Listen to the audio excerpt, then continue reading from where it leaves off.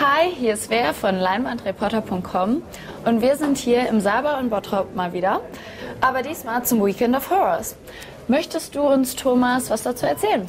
Ja, das Weekend of Horrors, das ist jetzt zum 10. Mal, feiert ja also Jubiläum. Der Saalbau platzt aus seinen Nähten. Seit 2005 findet es jetzt statt und es hat sich immer mehr und mehr zur größten Horrorfilm-Convention Europas entwickelt. Daher sind auch Leute hier aus ganz Europa angereist, um ihre Stars einmal treffen zu können. Es sind an die 30 Stargäste, darunter so Ikonen wie der Pinhead aus Hellraiser, Doug Bradley, Ken Foree aus Dawn of the Dead, Danielle Harris aus Halloween und Last Boy Scout. Und noch einige Filmproduzenten, die ihre neuen Werke vorstellen, wie der Oliver Krekel mit Ghosts of Sherwood oder der Frank Montag mit Cannibal Diner, den wir ja schon in unserer letzten Sendung mal drin hatten. Und daneben gibt es auch noch ein reichhaltiges Rahmenprogramm mit Q&As, einer Bühnenshow. Hier ist wirklich einiges geboten. Und jetzt zeigen wir euch, wie es hier so aussieht. Mats ab!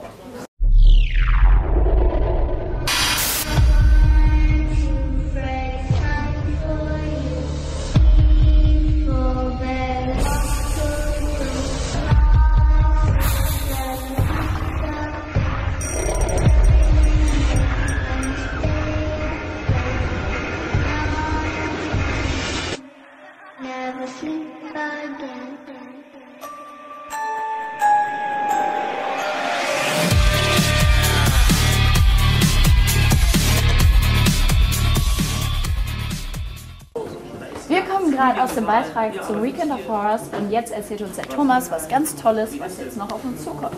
Ja, wir haben den Oliver Krekel bei uns zu Gast gehabt, bekannter Regisseur hier aus Deutschland, der seinen neuen Film Robin Hood Ghosts of Sherwood vorstellt. Und er hat auch eine kleine Überraschung für euch mitgebracht. Also wer dran bleibt, wird vielleicht bald Glück haben. Ich stehe jetzt hier mit dem Oliver Krekel, bekannter Regisseur aus Deutschland. Erstmal, Oliver, wie bist du denn in die Filmproduktion, das Filmemachen reingekommen? Das war eigentlich ganz lustig, weil ich hatte einige von den Amateurfilmen in Anführungszeichen gesehen. Und da ich schon früher mit der Super 8 Kamera immer relativ viel rumgearbeitet habe, habe ich gesagt, okay, dann versuchst du das auch mal. Und da wir im Vertrieb der Filme schon relativ weit waren mit Astro, haben wir dann gesagt, okay, jetzt ziehen wir das mal richtig durch und sind dann losgerammelt nach Spanien und haben den ersten Film gedreht. Ohne Drehbuch, alles nur im Kopf, aber hat ganz gut funktioniert. Ja, du hast jetzt einen neuen Film fertig, dein bislang größtes Projekt, ja. Robin Hood Ghosts of Sherwood. Da ist er. Da haben wir ihn schon. Aha. In 3D übrigens. In echt. Ja. Dazu jetzt was erzählen, erstmal zur Entstehungsgeschichte des 3D und die Besetzung ist ja für einen deutschen Film schon recht spektakulär mit Tom Savini, Ken Hodder, Claude Olivier Rudolph. Also es war so, dass wir gerade einen Mockbuster nennt man das, wie die Asylum sagt man ja, Iron Man kam raus, haben wir Metal Man gemacht. Und dann habe ich gelesen, oh, es kommt ein Robin Hood, ein neuer. Und da ich gleichzeitig noch Regisseur und Leiter von einer Theatergruppe war, habe ich gesagt, Mensch, da haben wir auch Robin Hood gespielt, lass uns noch einen Mockbuster machen, aber erst in kleineren Rille. Und immer, wenn ich gesagt habe, okay, jetzt fangen wir an, kam es eine neue Technik. Am Ende war es dann so, dass es eine neue 3D-Kamera von Panasonic gab. Und die hatte ich mir angeschaut in München. Und da habe ich den Stereografen Hermann Miller kennengelernt, der 3D seit 15 Jahren schon macht. Und der hat gesagt, das geht damit nicht. Also um einen Spielfilm zu drehen, braucht man ganz andere Sachen. Da muss man 2 Kameras haben, die man basismäßig verschieben kann. Für mich damals böhmische Dörfer. Mittlerweile weiß ich, um was es geht. Ja, und dann haben wir gesagt, komm, dann drehen wir das Ding in 3D, machen eine größere Sache draus, weil Avatar war ja gerade da war klar, mit 3D, das wird eine größere Geschichte. Und als ich dann gehört habe, dass Tom Savini und Ken Hodder in Deutschland sind, habe ich ja gedacht, oh Mensch, das wäre ein wunderbarer Little John und auch ein Sheriff von Nottingham und habe dort angefragt. Ich kannte Tom Savini schon länger, seit 10 Jahren. Wir haben uns mal am Filmfestival kennengelernt und die haben auch sofort zugesagt. Das Witzige an der Geschichte ist ganz kurz, erste Wahl für Little John, bevor ich an Kane überhaupt gedacht habe, war im Übrigen, jetzt lacht bitte alle, David Hasselhoff. Aber der hatte keine Zeit und keine Lust. Das ist kein Scherz. Wäre doch geil, Little John, guck dir den Mann mal an. Ich meine, der ist ja 3 Meter groß. Der hat jetzt nur David Hasselhoff als David Hasselhoff in Piranha 27. Okay, ja, genau, das läuft jetzt auch, richtig. Aber mit einer anderen Stimme habe ich gehört. Ich habe es leider noch nicht gesehen. Das ist natürlich schade, weil zum Hoff gehört eigentlich die alte Stimme. Ja. Ja, klar. Hey, seit wann gibt es denn jetzt deinen Film? Er ist ja schon draußen gekommen. Wir hatten am 6. September Deutschlandpremiere. Das heißt, am 5. hatten wir die Premiere für geladene Gäste und so. Und am 6. lief er dann in einigen Kinos. Jetzt erst wieder am Halloween in Düsseldorf. Läuft auch noch in einigen anderen Kinos. In Bayern haben wir jetzt noch einige Termine bekommen. Und die DVD und Blu-ray gibt es seit dem 26. halt, aber nur beim Mediamarkt, weil die erste Auflage schon komplett übernommen haben und Exklusivität, also in Deutschland, ne, eine Exklusivität haben. Und das macht uns auch irgendwo stolz, weil da kommst du nicht einfach so mal rein. Das war also schon auch eine Begeisterung fürs Produkt. Ich kann es mir sehr gut vorstellen. Was für Fassungen wird es denn jetzt von dem Film geben? Es gibt Schnittfassungen 2, die 18er, die ungeschnitten ist, die eigentlich auch meine Version ist, so wie ich sie mir gewünscht habe und wie ich sie geschnitten habe. Da ich aber von vielen Leuten gehört habe, hör mal, das ist so ein tolles 3D und das ist ja eigentlich ein Fantasy-Film, das ist ja nicht nur Horror. Also gerade von diesem Klientel wie mein Sohn schaut sehr gerne Merlin, der übrigens auch mitspielt, der wird leider erschossen, aber er nimmt es mir, glaube ich, nicht übel. Und dann haben wir halt gesagt, okay, dann machen wir eine 12er-Version. Die haben wir jetzt eingereicht. Ich habe 2 Minuten rausgeschnitten, also diese Bluteffekte. Denn der Film funktioniert auch sehr gut ohne diese. Und er hat tatsächlich mit 2 Minuten Schnitt eine 12er-Freigabe bekommen, sodass wir ab Anfang des nächsten Jahres auch noch eine sogenannte Family Edition oder ich weiß noch nicht genau, wie wir es nennen, rausbringen würden, dass also auch normale Leute wie mein Sohn, der ist 11 Jahre alt, die Möglichkeit haben, diesen Film in dem 3D zu schauen. Denn es ist einfach schade, das nur Erwachsenen zu enthalten. Ne? Ja, denke ich auch. Dann können die Kleinen auch mal Tom Savini kennen. Genau. Du hast uns hier was mitgebracht. Ja. Blu-ray, die originale 3D Blu-ray. Mhm. Ja. Da ist sie. Jetzt, die werden wir gleich verlosen und bevor das passiert, würdest du die für uns signieren? Selbstverständlich. Ihr müsst mir nur irgendwie das Ding hier aufkriegen, würde ich sagen. Ich habe nur, also die Jungs, die das Ding hergestellt haben, die haben das eingeschweißt für die Ewigkeit. Der 3. Weltkrieg würde wahrscheinlich, oh, ich hab's. Man glaubt es kaum. Wie wunderschön. Dann würde ich aber sagen, dann nehmen wir zum Signieren die andere Seite, wo nicht der FSK-Bämbel drauf ist. Ja? Das sage ich auch nicht so. Dankeschön. Wenn ich den Becher ja wenigstens, wenn ich das ja wenigstens getrunken hätte. Was?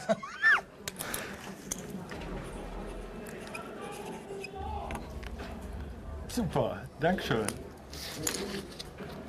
Astro-approved, sagt man ja so. Und jetzt habt ihr die Chance, die 3D Blu-ray inklusive des Autogramms zu gewinnen. Dafür müsst ihr nur eine einfache Frage beantworten. Welche Rolle spielt denn Kane Hodder in Robin Hood Ghost of Sherwood? Ich weiß es. Wenn ihr die Antwort auch wisst, schickt sie uns bitte an webmaster@leinwandreporter.com. Wir wünschen euch viel, viel Glück dabei.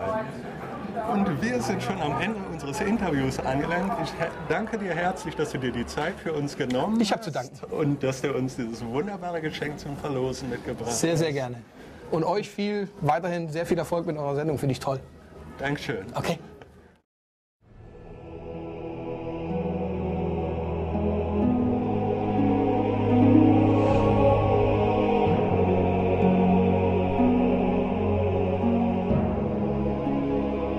Halt! Ein Dieb. Und nichts weiter. Es ist nicht, was ihr denkt. Kennt ihr diesen Mann? Ja. Der König von Frankreich, richtig? Nein. St. Peter? Das ist St. Peter. Es reicht. Geht voran. Hab Dank. Ich dachte, es war St. Peter. Auf die Beine! Robin! Das ist Robin! Hey! Da ist er! Wir sollen durch den Exkrementenschacht des Quartiers aufsteigen? Ja? Es ist wie das Reinigen der Schweineställe. Ist es nicht? Es ist viel schlimmer.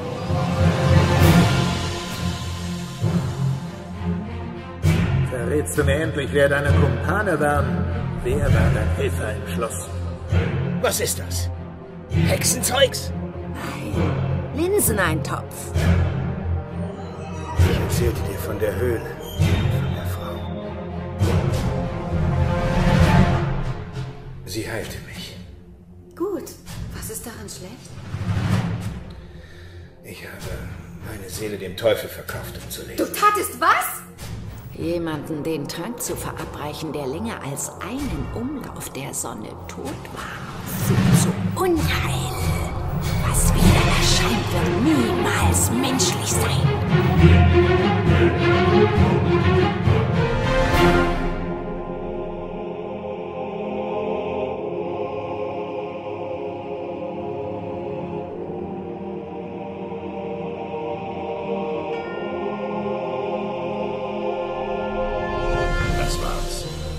Tote zu erwecken ist leichte Arbeit.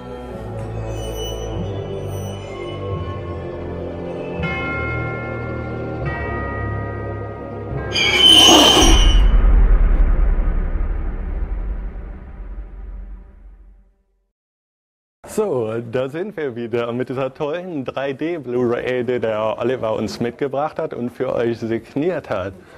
Die Frage lautete noch einmal: Wie heißt der Rollenname von Kane Hodder in dem neuen Film? Wenn ihr die Antwort wisst, schreibt sie an webmaster@leinwandreporter.com. Jetzt geht's aber erstmal weiter mit einer echten Horrorlegende. Aus Hellraiser, Doug Bradley, den originalen Pinhead. Viel Spaß! Ich stehe jetzt hier mit Doug Bradley, Horrorfilmlegende aus Hellraiser, Pinhead, sonstigen Filmen, wahrer Charakterdarsteller. Doug, how are you doing? I'm very well. Yourself? I'm fine, thanks. Good. How did you get in the profession of acting? Wow. By degrees, really. It was just something that I was always doing. I never had any formal training. After school and university, I was already working with Clive Barker. So we had been at high school together. So we were doing experimental fringe theatre, initially in Liverpool, and then we formed our own theatre company down in London. So that was my route into the profession. And your most recognized part, of course, is Pinhead in the Clive Barker novel. Yes. Hellraiser, you played him 8 times in 20 years, not 20 decades. That would be a bit too 20 decades? No, that would be quite a feet. We shot the first film in '86, and the last film was shot in 2002. So whatever that math, 16 years. 16 years. Yes. When you could have a sit-down with the character Pinhead, what would you tell him? What did he have an impact on your life? What would I tell him? I think I would thank him. I don't know that he'd want to be thanked very much. I don't know that I'd want to ever be in a situation to be having that conversation with him, but I certainly owe him a great deal, so I think I would want to thank him. Okay. What is your favorite scary movie you aren't in? Favorite scary movie I'm not... Well, my favorite horror film, though it's not by any means the scariest film, is The Bride of Frankenstein, which is 77 years old this year. Yeah. It's the scariest movie I've ever seen. I don't scare easily, really. I have lots of favorite horror films. So, and later on you played in a Book of Blood a different character from Clive Barker. How was it for you to play Clive Barker, a character who wasn't Pinhead? That's fine. Well, I mean, because I've done so much theatre work with him, I've played a lot of his characters, so that was cool. Kind of based on Aleister Crowley a bit. And I read about an audiobook called The Doug Bradley Spine Chillers. What can you tell us about that? It's a series of readings of classic horror stories. Edgar Allan Poe, H.P. Lovecraft, Ambrose Bierce. We have some Charles Dickens, some Rudyard Kipling, Arthur Conan Doyle. I mean, so a lot of different authors. 13 volumes. Box set when we're finished, which we nearly are. Available at my website. I think I will hear in that. Okay. Will enjoy it a lot. You're in the genre for a long time, but Everybody has an idol and someone who wants to work with so badly. Do you have a favorite actor or actress who you want to say that is one I want to work with so bad? In terms of horror actors, do you mean? Or generally? The one actor who was really my god in terms of the genre, who I never got to meet, let alone work with, and of course he's dead now, so it's not possible, would be Peter Cushing. Yes. I think he's an extraordinary actor and very much a kind of hero of mine. I don't know. I don't really have acting heroes as such. I mean, there are so many brilliant actors out there. The chance to work with any one of them would be fantastic. Oh, thank you. And our last question is, you are going to have a lot of movies coming up. Are there some you would like to introduce to us? Which are your projects coming on? Well, there's a few movies just being released at the moment. There's a movie called Infliction, which is being screened here with Bill Moseley and Sid Hagen, as well as myself. A movie which I shot in the UK last year with Rutger Hauer called The Reverend. That's out on DVD now, as also as a movie called Deer Crossing, which I shot in the States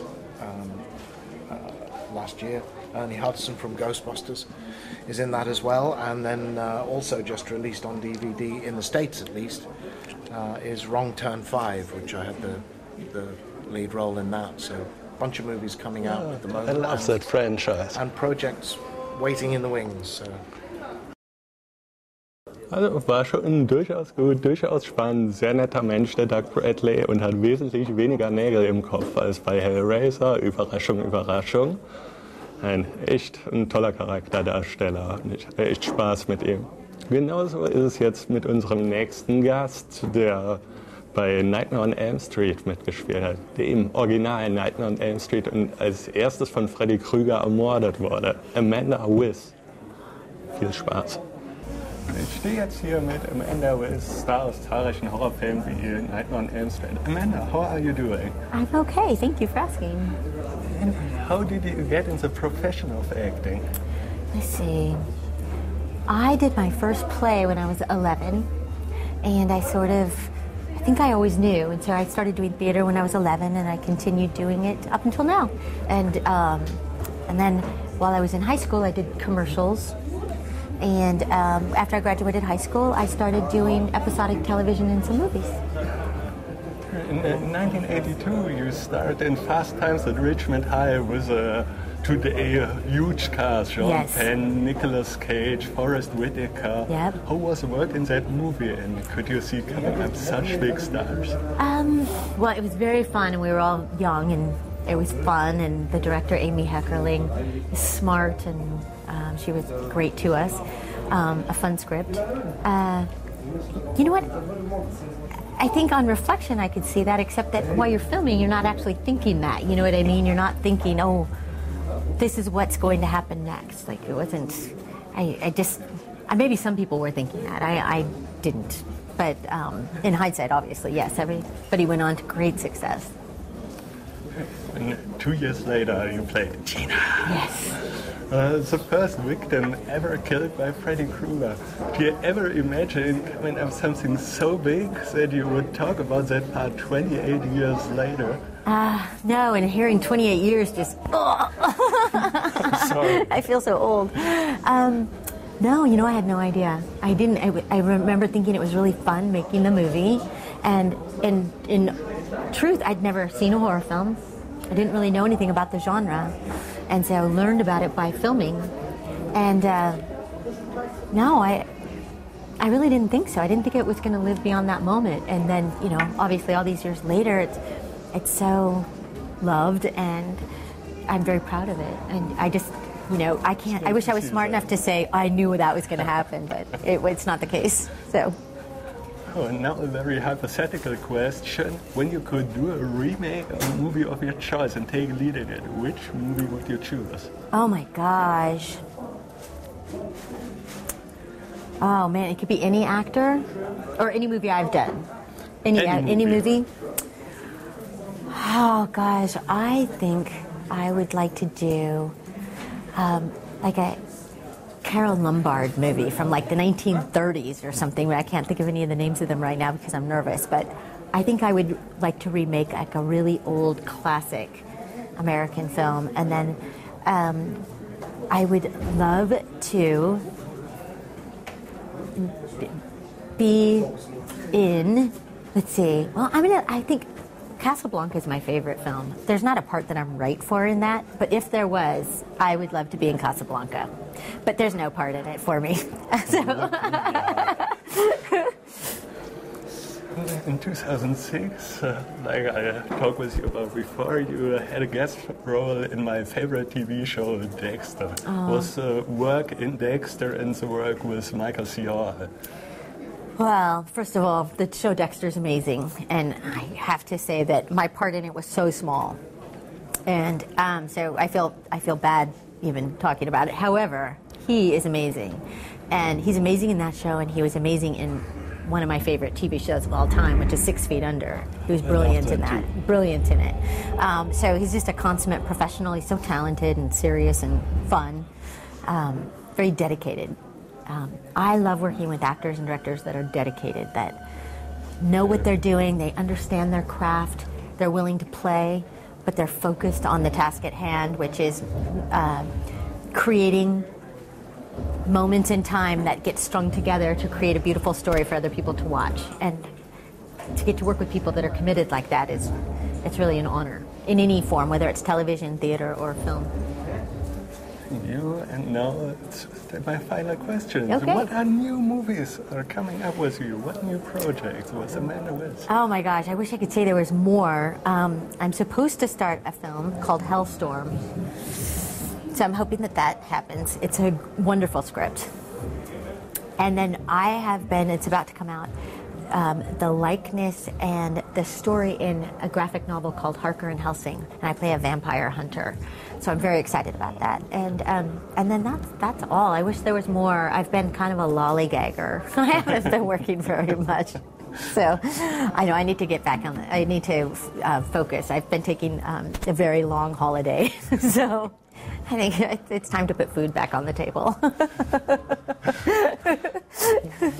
So thank you so much that you got the time to be in our interview, and good luck for your future projects. Thank you so much. Thank you for having me. It's my pleasure.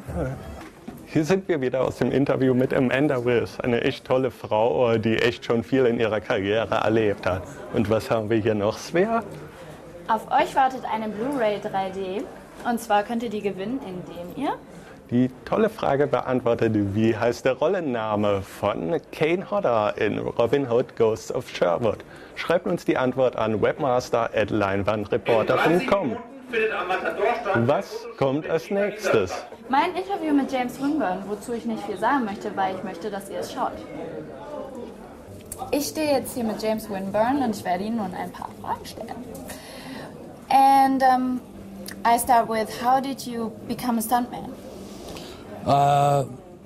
I did rodeo when I was a kid, junior rodeo. I played football and I played track, into high school, and I won awards like some people. Then I did drama. And after I got hurt in rodeo, my dad laid the law down me. He said, you're going to finish high school. I don't care what you do after high school, but you're going to finish high school. Well, my mother said, yeah, and not only that, you're going to take dancing lessons. What? So after my feet, I broke my foot. After they healed, I started dancing, doing tap, modern dance, My dad didn't like that because he was a mannish type person. And but I started dramatics and stuff. But anyway, I went in the Air Force and I did Stars and Stripes, and I worked with a lot of different bands and stuff, and celebrities that come over and do USO shows and stuff. And plus, I was a run-up technician for the 86F as an electrician, such and such. But anyway, after I got out of the Air Force, I went to college. And I was majoring in drama and band and jazz band, dancing bands, and all that stuff. And then one day I got a call from a guy who was a casting agent that saw me in Okinawa, where I was stationed when I was in the Air Force doing my comedy act at the service club. Well, the night that I worked, I said, yeah, I went down where they were shooting in south of Hollywood, and they were doing this big fight. And I was going to be in the band I'm going to start this fight.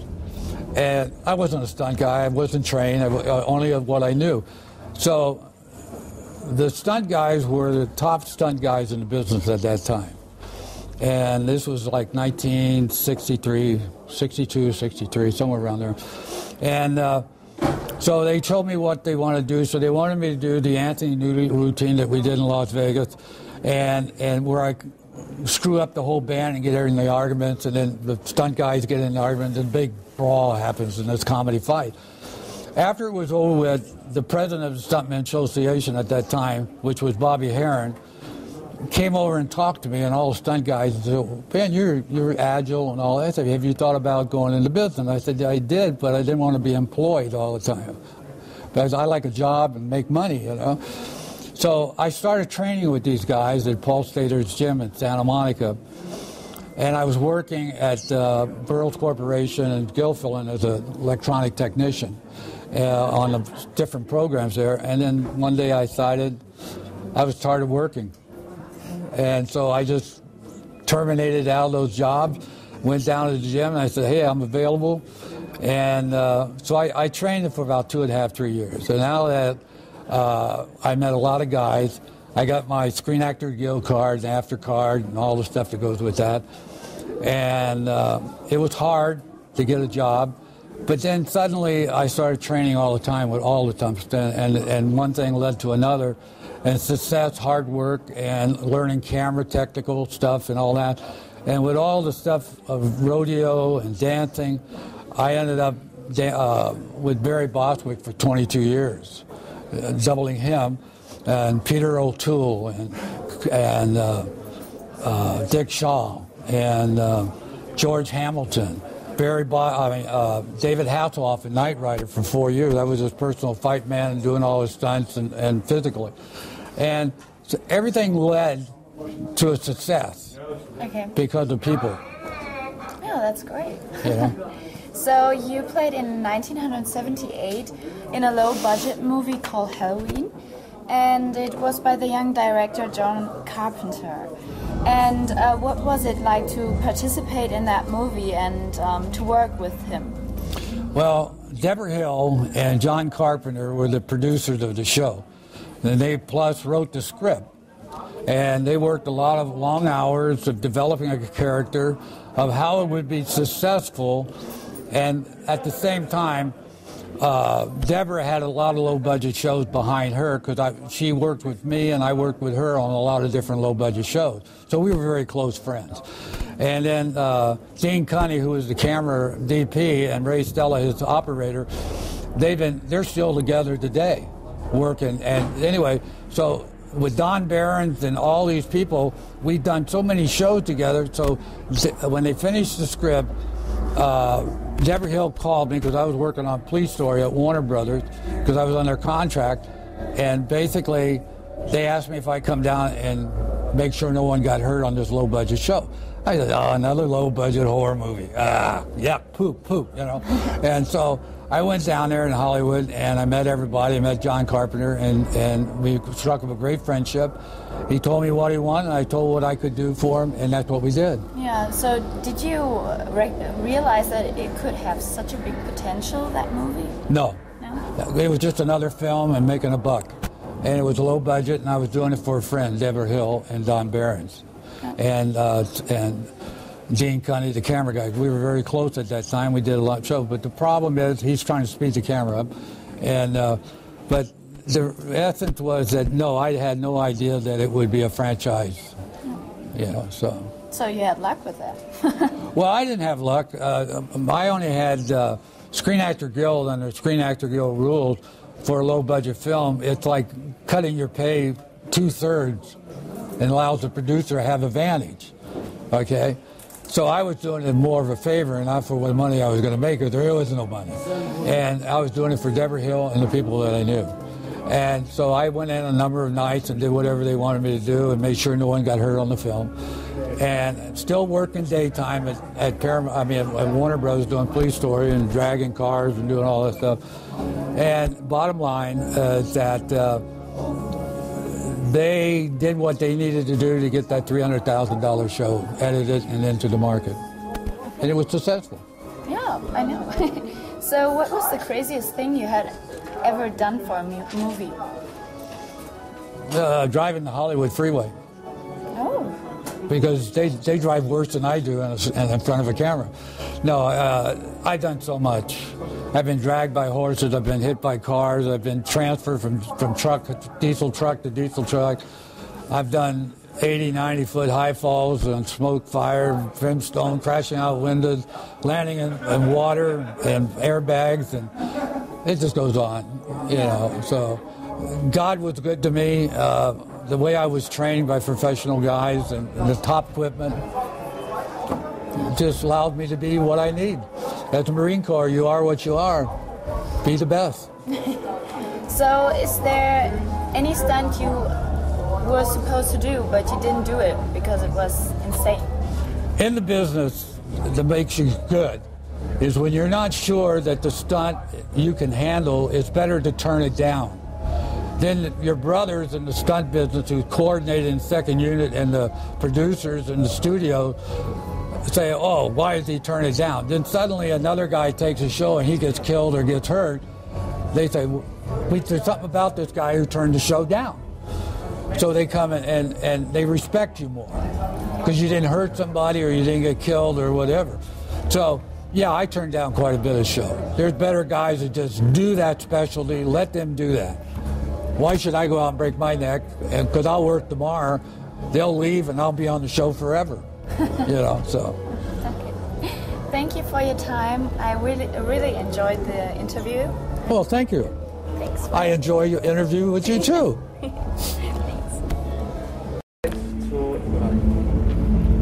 Ich hatte ein super nettes Interview mit James Winburn und nun folgt mein Interview mit Bai Ling, die ich super sexy finde übrigens. Schaut es euch an. Nice to meet you, Bai Ling. I know that. I have to know that.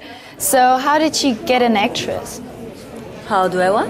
How did you get an actress? So how do I become an actress? I think it's my fate. I think when I was a child, I was extremely shy. I was afraid of talking and afraid of people. I think there's a rich world inside of me, and if I don't express, it's gonna explode. So I found acting to be somehow almost like I'm crossing to a different world, from a reality world into fantasy world. So I can be brave to be me, and that's how I get into acting. It's another side of me that gave me freedom to express myself.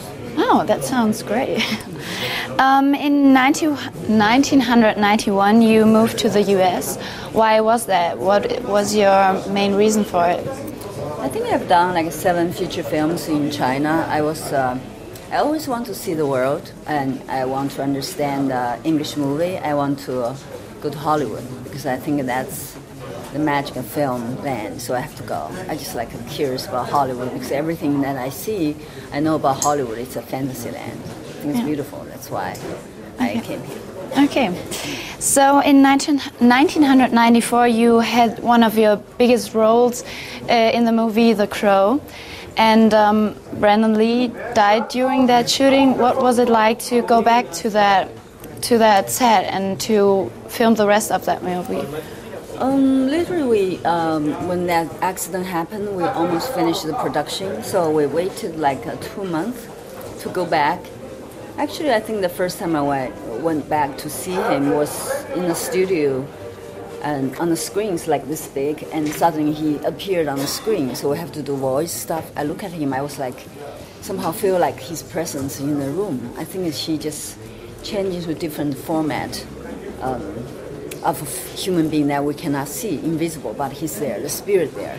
It somehow makes me appreciate the film, because no matter where you are, what you turn into, like we call you died, but still spirit is there. Still the film will capture that moment exactly as what it was and beautiful. So that's why I'm in love, more in love about film after what happened to him in the crowd. Okay. So you were very sad about that? Yeah, extremely. I was surprised and I couldn't take it as real. And I still don't think he's dead. I just think he turned into a different spirit. That's why I think he's watching us. Yeah, I get what you feel.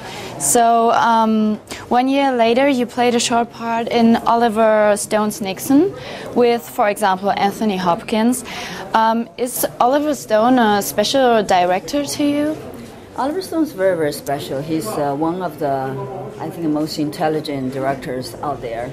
And he has his unique view and to understand the deep of the humanity, the person and the history of America. And he's an excellent filmmaker, so I was very lucky to have worked with him. At that time it was funny, I played the interpreter with the biggest leader in the world, U.S. leader Nixon and Chinese leader Chairman Mao, but I literally could not speak English. So I did not speak English to play interpreter of the biggest leader in the world. It's kind of interesting. It's strange, but I was very nervous. But I always like Anthony Hopkins because there's some danger in him. And I'm fond of Oliver Stone, so I really appreciate that opportunity. Oliver, if you're watching, because he liked me to mention him because he's good. And, okay, so some movies you're involved in aren't allowed to be viewed in China. What do you think about that? Because it's your home country. Well, that was a while ago when I did the Red Corner, but then after that I already have communicated with my government. So I went back to China I wrote apology letters, I communicated with them, and literally a week ago I was in China, I did a big press conference because I'm going to shoot a movie in China end of this year. I'm very excited. So China is my country and I'm very proud. And whatever I have, it's because of that culture and the history. So I want to be the bridge between East and West and the culture between East and West. I think now China is so open and they welcome me, and I think it passed that shadow already. Okay. So what is your favorite movie? Could you tell us? Well, I think I always like Casablanca because it's just like romantic. I like romance. I like the music, the romance, the unfulfilled love. Somehow just make you want love, make you want have the romance and the beauty and somehow the wanting of the beauty from that smoke, that piano, the kiss, just a kiss.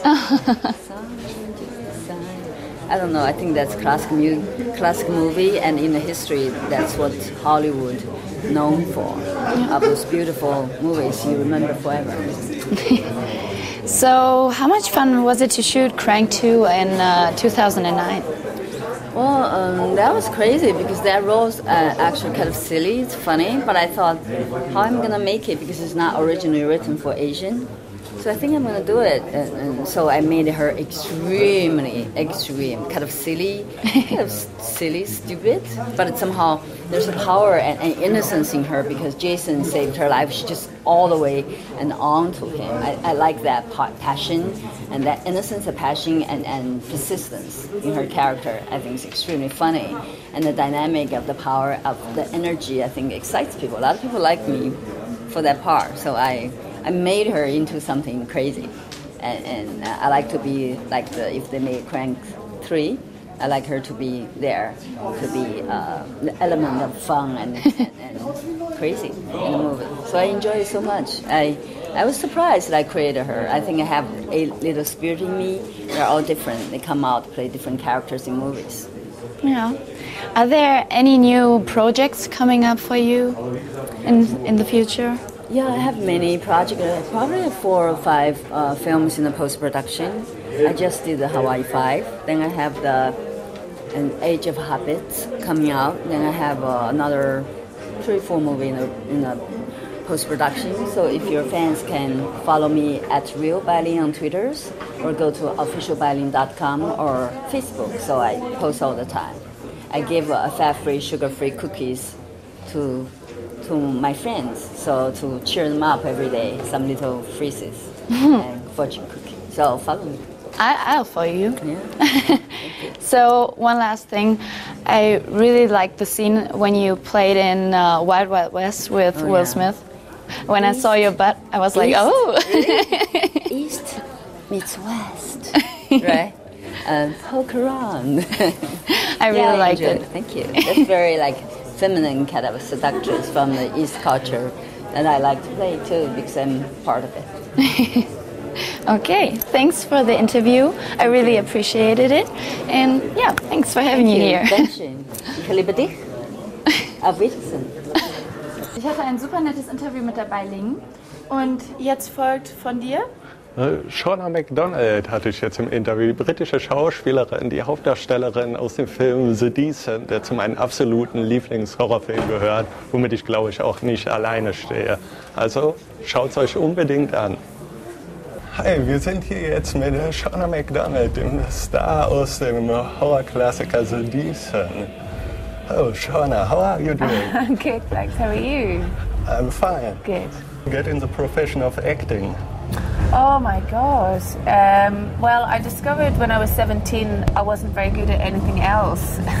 So it was a process of elimination, and then I did think I should go to university and I should study English literature or history or something academic, and I went and looked at these courses and looked at the buildings, and I was just getting more and more depressed. And then I went into a drama college and I thought, no, I've got to do it, there's nothing else I could do. So I trained for 3 years doing an acting degree and then took it from there. One of your first big movies was The Debt Collector with the great Billy Connolly. Yes. I'm a big fan of the Boondock Saints, so Wow. how was the work with him? You're good, you've done your research. That was great. I was 16. I hadn't started drama college, so I was young and I got the part, and originally the part didn't have, I don't think it had any lines, and then I turned up on set and it said, oh, you'll be working with Billy Connolly, and well, not the Scottish legend Billy Connolly, oh no. And then on the day they asked me to improvise some stuff, and I thought, this is brilliant, this is so great, I get to improvise some lines with Billy Connolly. It was great. And then I thought, well, it'll be cut out the film, and it wasn't, and it was great. And actually having that on my CV helped me do other things, even though it was a very small part. But like you said, it was with Billy Connolly, and it was, you know, a great director, so it led on to good things. And your most recognized part is in The Decent. Mm-hmm. It is one of the most terrifying movies I ever saw, and in the short time of 7 years it became a genre classic. Yeah. You as an lead actress of that movie, what makes this movie so special? I think because this movie is, well, it's all women, The Descent. It's character driven. And for this genre, it's unusual to have women who fight back, who are layered, who have intricate relationships with each other. The friendships are quite complicated. And also to start a film off where you wipe out a whole family and then cut to a year later. I think it was new ground. And I know Neil Marshall desperately wanted to do films in a cave because he thought that had never been done before. However, our post-production only took 6 months because we heard on the grapevine that the film The Cave was coming out in America, and Neil Marshall's like, oh, no, you wait forever, there's nothing about caving, and suddenly there's 2 films. So luckily we managed to get ours out first, and thankfully we got a great response, whereas the Cave, I think, got quite an okay response. But in terms of winning that fight about the best sort of monster cave movie, I think we won that one. You sure did. A very hypothetical question. Mm-hmm. When you could do a remake of a movie of your choice and take a lead in it, which movie would you want to redo? I like Straw Dogs. Have you seen Straw Dogs? Yes, I love it. Because at that time, you know, the rape scene was so hyped, and she looks like she's enjoying it. Oh my God. And I just thought that was great, that she was in love with a very gentle guy, but when these horrific, aggressive men enter her house, there's an element of relief with her, because there's somehow this testosterone has taken over her life again, and it's things that women, especially now, can't really admit, that they like a bit of aggression, I suppose, and back then it was, you wouldn't even go there. So something, I think that would be an interesting film to revisit and see how it would stand now with what's going on with women now. I can absolutely see that. Oh, good. Spread the word. Your highest budget movie you were in was, I think, Mutant Chronicles with John Malkovich, Ron Perlman. As a young actress, what could you learn from these icons? Oh gosh, I think they're just so cool and calm and collected and confident. And I don't know, you've kind of got to learn that yourself, you know? These type of guys, they get to be where they are by being professional, knowing their lines, working really hard. So whenever you meet someone of that standing, you're reminded that that's how you make it to the top. It's not the games, it's not the schmoozing, it's doing your homework and turning up on set with, you're so strong in what you think you know that you're open to be manipulated either way or moved either way. You know, you're open to play. So I guess, and you know, like John Malkovich, he's so expressive and he is open to play with the other actor, and it's sort of reminding yourself that as well. And it's not really about what you're doing; it's about listening to what the other actor's doing and reacting off them. So. And now for your coming up project, I read about a movie called Fizz with stars like Jamie Bell and James McAvoy. What can you tell us about that movie? Well, that's going to be a huge movie, hopefully. It's coming out next year, early next year. It's written by a writer called Irvin Welsh, who did Trainspotting, which was a huge success. And James McAvoy is the lead. It's about a bent cop, as we would say, a policeman who doesn't follow the rules. I play his wife, and it's very stylized. It's set in the 80s. It's quite trippy. It's dark. It's raw, but it's also very, very funny. And I've seen bits of it, and James McAvoy is great. He's really great, and if he doesn't get any accolades from this, there's something wrong. He really deserves stuff from this, because he carries the whole film. So hopefully that will come out pretty soon, and lead to things. I wish you the best of luck with that movie and all the other movies. Thank you for being with us and enjoy your weekend here. Thanks, Thomas. Thank you. Ein sehr interessantes Gespräch mit der Shauna Macdonald, einer wirklich tollen Frau. Und jetzt geht's weiter mit dem Hinweis auf unser Gewinnspiel. Und zwar könnt ihr gewinnen diese Blu-ray 3D namens Robin Hood Ghosts of Sherwood. Und die Gewinnspielfrage ist, welchen Charakter spielt Kane Hodder in diesem Film? Schreibt einfach eine E-Mail an webmaster@leinwandreporter.com und ja, viel Erfolg dabei. Ja, und jetzt geht's bei dir weiter. Du hattest ja eine sehr große Erscheinung hier. Wie war sein Name? Nick Principe. Und ihr werdet das Interview genießen. Das ist echt lustig. Viel Spaß dabei. So, ich bin jetzt hier mit Nick Principe. I did that right. Okay. Can I curse? Yeah, do it. Okay. In Germany, it's fine. It's fine. We're not in America here, okay? Right. So, how did you get an actor? Some would say what I do isn't even acting, but I would call those unkind people. I used to like fight mixed martial arts, but like lower level stuff, not like UFC or anything like that. And I worked with a few like trainers that were stunt coordinators also. And the first gig I ever had was on America's Most Wanted.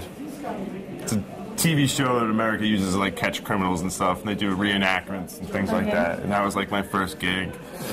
And yeah, just that started off, and it was just stunts, just mostly stunts. And then then after the laid to rest movies, they started asking me to do like just straight acting gigs, and here I am talking to you fine German folk.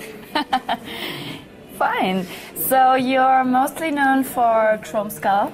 Yep. And could you imagine, so did you imagine during the shooting that it could be that huge?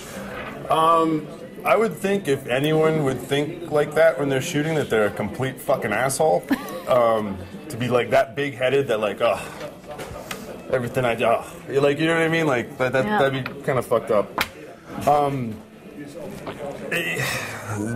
My head, just, I can't think that far ahead, you know? It's like I focus at the moment. It's always just like whatever's at hand. Like we're talking right now. Yeah. Like 20 minutes from now, it's a mystery. I have no idea. I need to put all my attention to where we're at right now. You know what I mean?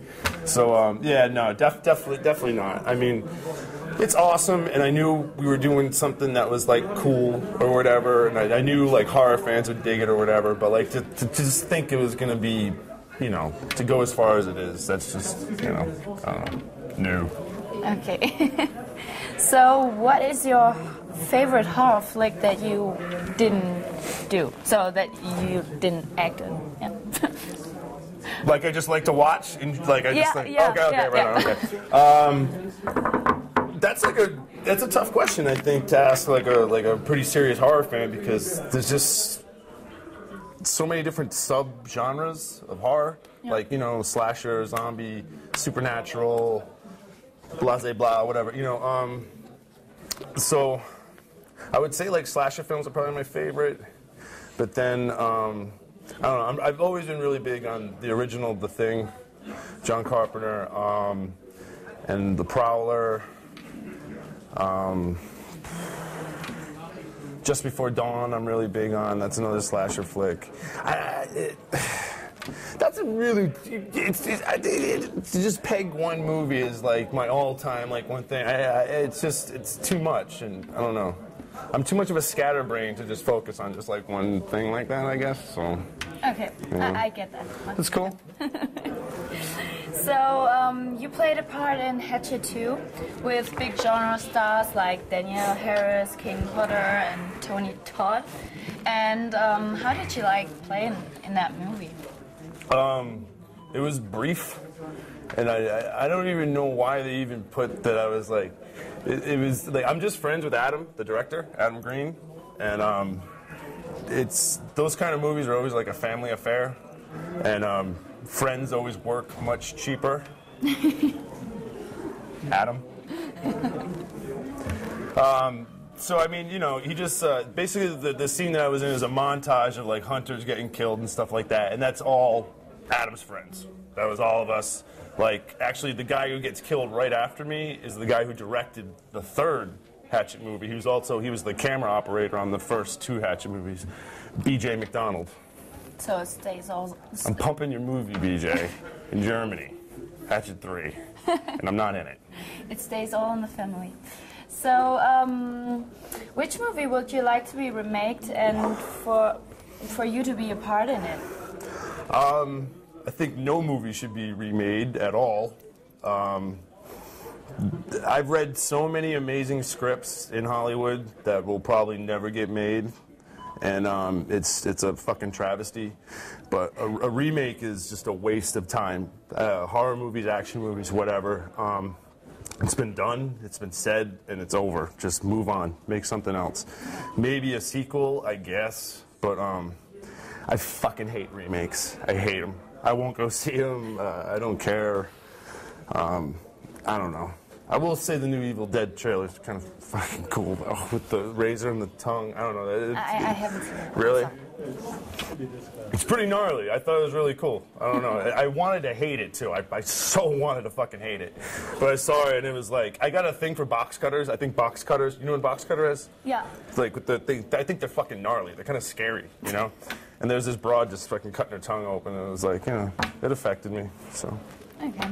So, are there any new projects coming up for you?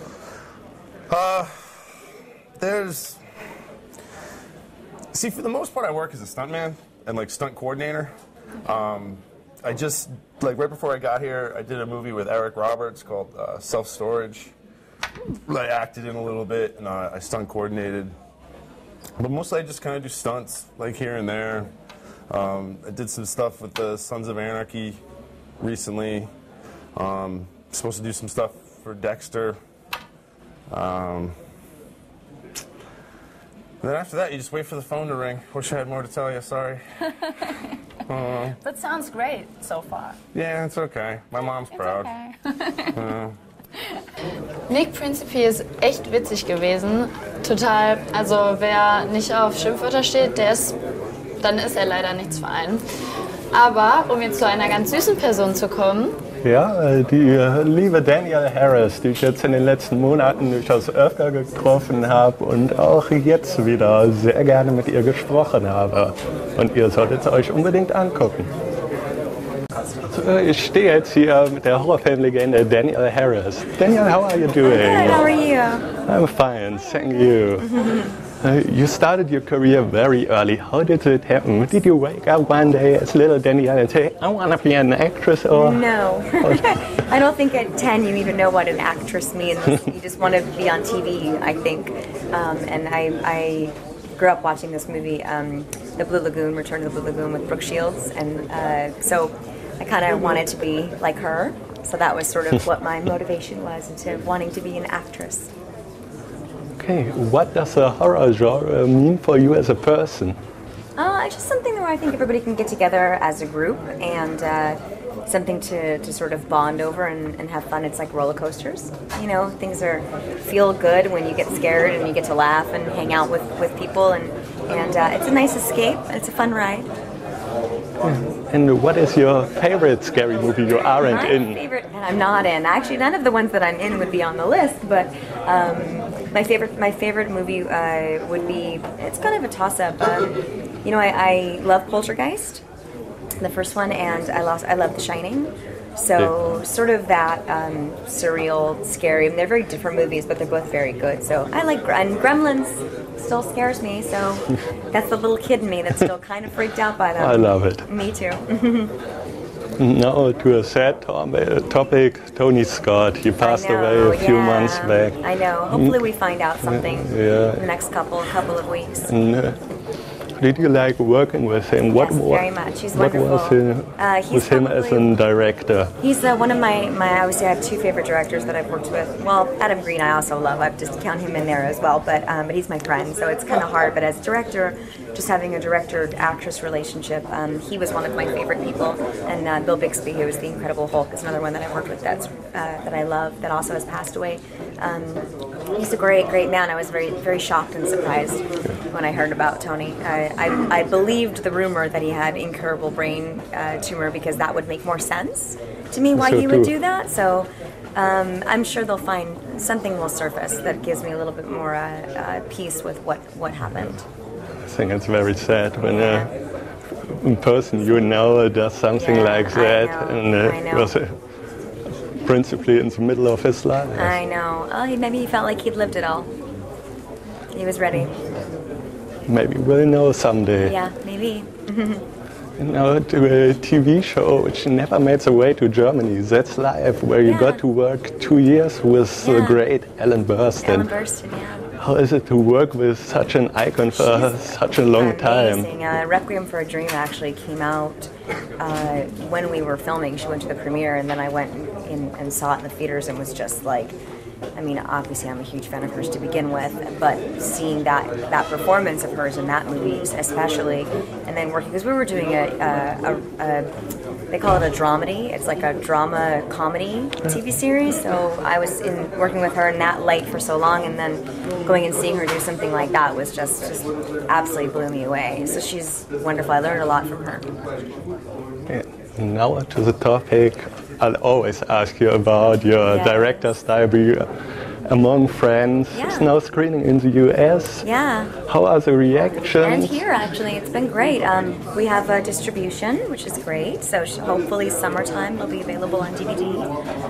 We premiered at Lund in Sweden, and then we went to Sitges in Spain, and then we were at Edmonton in Canada, and we just premiered at Horathon in Dublin. So we've done really well in the festivals.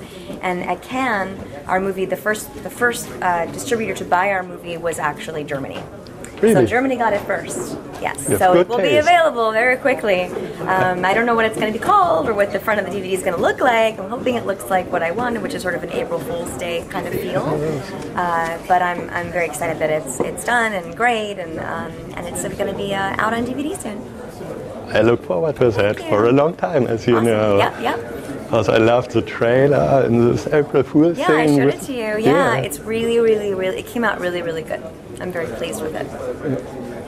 You got to work with a lot of great superstars and actors in your time. There's still one you haven't worked with, want to say, I would die for work with him or her. Die, that's for sure. I've died enough on screen. There's so many. I couldn't even.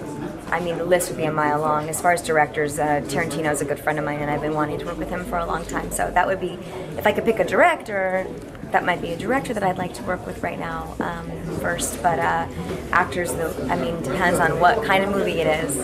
Just, I love working as an actor anyway, so anytime you get to play opposite someone talented, it's awesome. Yeah. I can see that. Now for my final question. Yes. What are your new projects you'd like to introduce to us and the audience? The next thing is Hatchet 3 will be coming out, they're saying February, maybe March. So that's the next film to come out.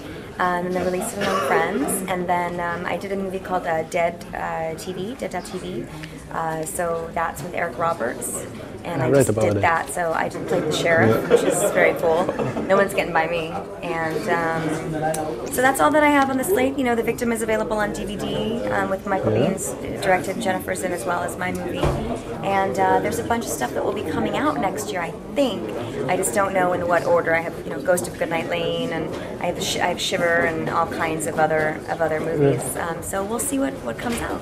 So you won an award for Shiver. I did. I won 2 actually, and I think I was supposed. This weekend I heard I was nominated for one at Cine Braga in Portugal. So we'll see. We'll see if I win that one. So congrats and thank you that you took your time. Thank you. Bye. Ja, ich hoffe, ihr hattet genauso viel Spaß wie ich an dem Gespräch mit der Danielle. Und jetzt nochmal der Hinweis auf unser Gewinnspiel. Die signierte 3D Blu-ray von Oliver Krekel, Robin Hood, The Ghost of Sherwood. So, die Frage lautet, wie heißt denn Kane Hodders Rollenname in dem Film? Schickt uns die Antwort an webmaster@leinwandreporter.com. Hiermit verabschieden wir uns von dieser Folge und wir sehen uns in der nächsten Folge. Auf Wiedersehen. Tschüss.